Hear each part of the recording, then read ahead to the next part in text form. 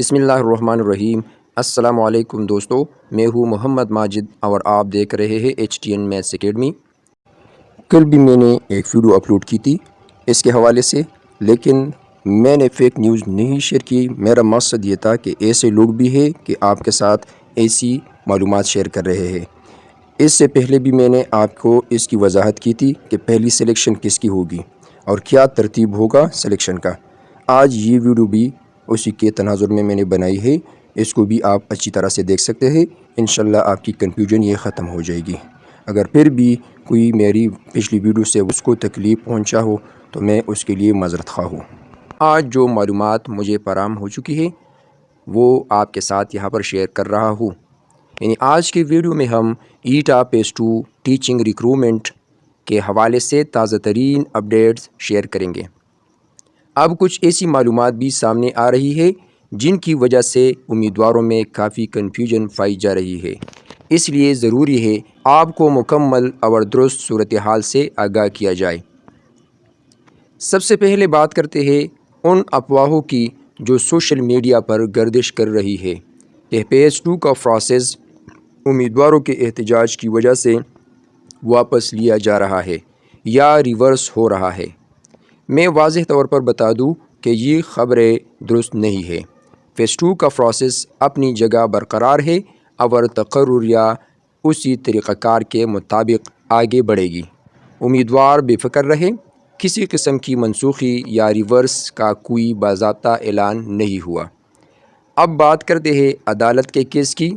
Peshawar high court کی جانب سے فائنل اپائنٹمنٹس پر اس وقت اسٹے آرڈر موجود ہے، جس کی وجہ سے تقرری کے آرڈرز جاری نہیں ہو رہے۔ جب تک یہ اسٹے ختم نہیں ہوتا باقاعدہ اپائنٹمنٹ لیٹر جاری نہیں کیے جا سکتے۔ تاہم دستیاب معلومات کے مطابق کیس زیادہ مضبوط نہیں سمجھا جا رہا، کیونکہ درخواست گزار یہ موقف اختیار کر رہے ہیں کہ 30 سے 49 نمبر لینے والے امیدوار فیل ہیں، جبکہ نوٹیفیکیشن کے مطابق وہ پاس تصور کیے گئے ہیں۔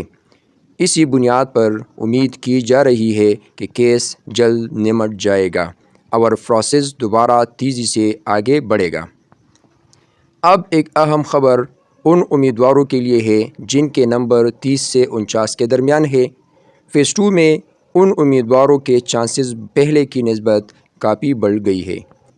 اس کی وجہ یہ ہے کہ فیس 1 کے ایسے امیدوار جن کے نمبر اسی رینج میں تھے، ان کے میرٹ لسٹ کو فیس 2 کے ساتھ کمبائن کیا جا رہا ہے۔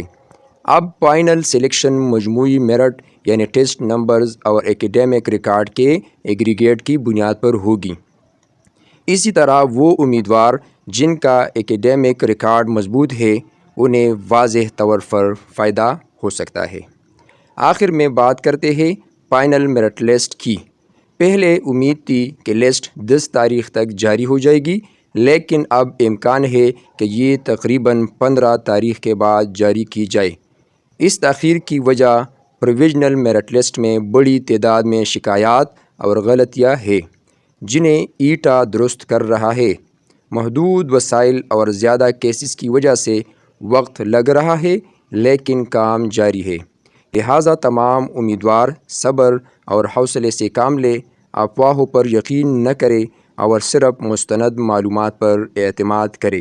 جیسے ہی کوئی نئی اور تصدیق شدہ اپڈیٹ آئے گی آپ تک فوراً پہنچا دی جائے گی۔ اگر ویڈیو مفید لگی ہو تو اسے لائک کریں، شیئر کریں اور چینل کو سبسکرائب کرنا نہ بھولیں۔ انشاءاللہ اگلی ویڈیو تفصیلی ویڈیو ہوگی، اس میں پورا ڈیٹیل انشاءاللہ آپ کے ساتھ شیئر کریں گے۔